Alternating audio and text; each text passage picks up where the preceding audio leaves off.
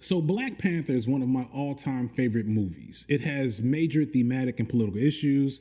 I know, Dr. Ball, sir, I'm sorry, don't judge me, you already know. But at the end of the day, it hits so many weak points in my psyche that I can't help but love it on so many levels.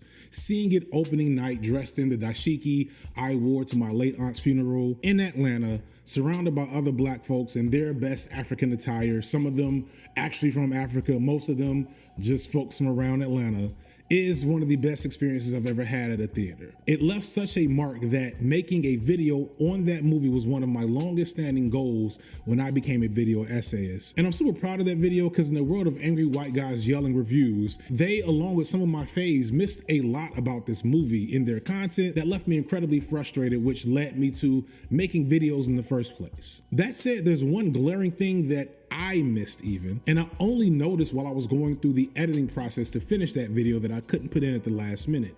A big detail that illustrates the depth of the comic and the film's commentary on the black diaspora's struggle worldwide. So to see it, let's watch a bit of that very first scene in the movie and see if you can catch a really telling detail. If you blinked, you missed it, so let's look one more time and freeze right there. See that? If you brighten things up a little bit, you can tell that the asteroid of Vibranium is landing in Central Africa. In fact, if you were to map out exactly where it lands, it looks like it's landing in what today would be the Democratic Republic of the Congo. And if you know anything about the Congo and watch my video about Black Panther, you see how this all still fits within the movie and the comic. The ongoing genocide in Palestine has dominated most leftist and progressive spaces, and for good reason, but the discourse about the ongoing crisis in the Congo, which has claimed many lives and left millions displaced, has sadly been underreported on, and I'm included in that criticism as I didn't even know really what was happening in the Congo until people started bringing it up after October 7th, 2023.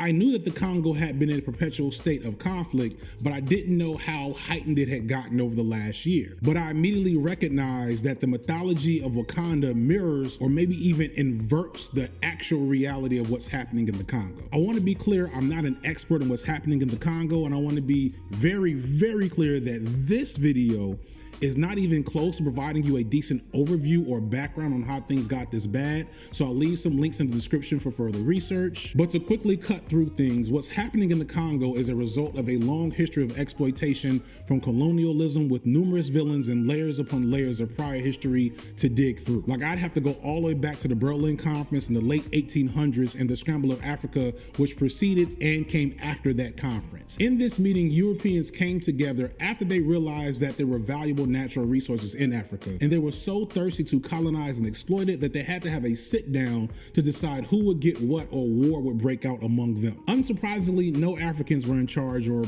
even invited to this meeting. In the aftermath, the Congo was colonized by Belgium and ruled by King Leopold. Under him, the nation existed in a brutal settler colonial state for nearly 75 years until the Congo gained its independence under the leadership of Patrice Lumumba. Lumumba's famous independence speech is seen as a seminal moment in Pan-African political history and inspired the civil rights movement and the Black Panthers, as well as this speech of questionable political intent with the CIA agent in the back being like, yeah, I do like this movie though, I do, but I understand.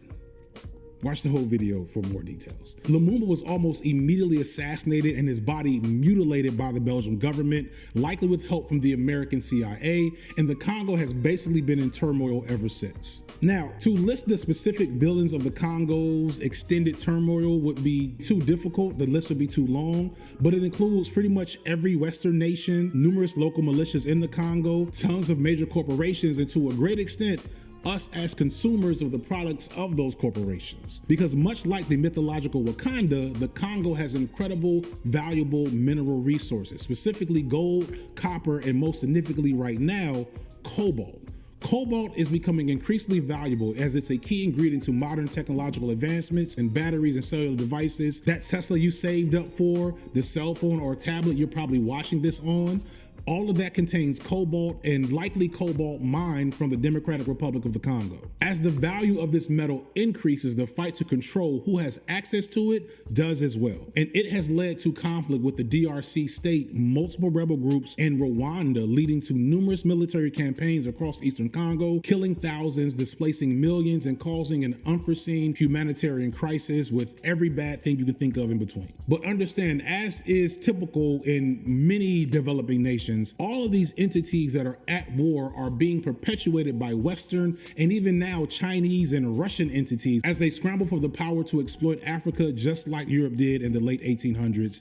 That never actually stopped. It just got more sophisticated. And this reality is exactly why the mythological Wakanda said it was trying to prevent by hiding its wealth and resources. I've seen it said that the Congo would have long since been the richest nation in the world if it were allowed sovereignty over its own natural resources, and that it could probably power all of Africa with its resources if it had to. That's how much this one nation has in its land, and they're scrambling and fighting for it because there's still, even today, so much left to get. And it's no wonder why other corporations and nations have been hell-bent on keeping access to this country for over a century. In Wakanda, a lot of the villains are either fellow Africans seeking to take Wakanda's power, often with the aid and support of outside white forces, or the white forces themselves in the form of invaders and smugglers. And while Ulysses Claw with his vibranium hand that shoots lasers is a bit on the nose, it's not all that far from Elon Musk, whose family was in some sort of shady colonizer, emerald mine type business in Africa, and his current baby corporation Tesla is one of the biggest factors in the forces behind this ongoing crisis. Now, comparing this real life catastrophe to a Marvel movie and comic book is silly and inconsequential, but I'm doing that because I want to bring attention to this issue to a wider audience, and often connections to media help simplify complex issues and make them easier to understand and digest, and hopefully serve as a starting point for people to learn more and possibly find a way to help. This started just as an idea to talk about how I noticed that revelation that Wakanda was in the Congo, but even then I didn't know enough about what's going on there, and the little bit I've learned about it, this is going to end up being a main channel video at the end of the day. You'll see it when you see it. Last thing I want to say is that when we think about global anti-blackness, and yes, for you FBA ADOS types, that includes everyone, we have to recognize that there's a specific and explicit reason why anti-black racism exists almost exactly the same across the world. And that's because it's understood that a unified Africa, a unified African people across the globe, will be the end of civilization as we know it, in a good way. It's not just the Congo, but numerous nations in Africa provide incredibly valuable resources to the world's economy. And being able to obtain those resources for cheap without any of the profits going to support the nations they are extracted from is a key part of keeping the status quo. Africa is often in turmoil because of what's left of colonialism, or the fact that colonialism actually never left. And that's what makes my reading of this concerning in speech at the end of the movie a bit more lenient. It's why it's hard for me to only see the bad parts, because I always look at that last line, "We are all one tribe," not to be the neoliberal Disneyfied cringe call for this mythical richest nation in the world to share its resources with the world, something they didn't do years later in Wakanda Forever, by the way. Instead, I always saw it as a nod to the need for unity across the diaspora, getting everyone on one accord for a liberation agenda, to recognize that if one ain't free, we all ain't free. To quote the homie Think Peace Tribe, a unified Africa would make Western nations and every corporation who profits off of exploiting that continent crumble at the seams. That boy only like 20 years old. That shit is amazing. The fighting in the Congo has gotten bad enough that their government has reinstated the death penalty after over 20 years of a moratorium, with the hopes that this will somehow mitigate the ongoing violence from these various militias and factions in conflict around the nation. Amazingly, coverage of this particular development is lacking on more left-wing news sources. Depending on your political positions, certain stories may never get your attention. That's why I appreciate the sponsor of this video, Ground News.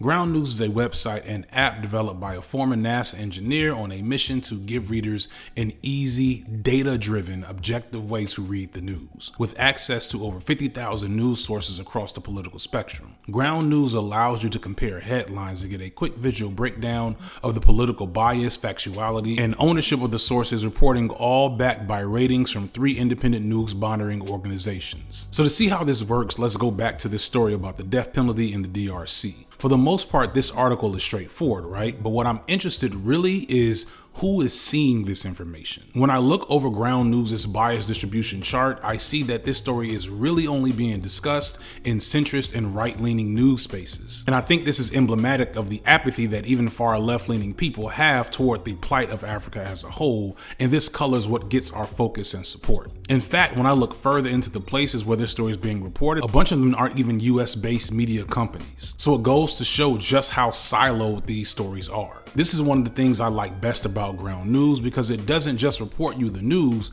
it also gives you unprecedented context on where and why certain news stories are being reported. So you're not just more informed, but also more analytical on how that information is created and distributed. I encourage you all to check out Ground News today. They're currently offering 40% off their Vantage plan, which gives you unlimited access to all of their features for only $5 a month. So go to ground.news/signify B-sides or click the link in the description for more details. I'm FD Signifier, and this has been Light Work.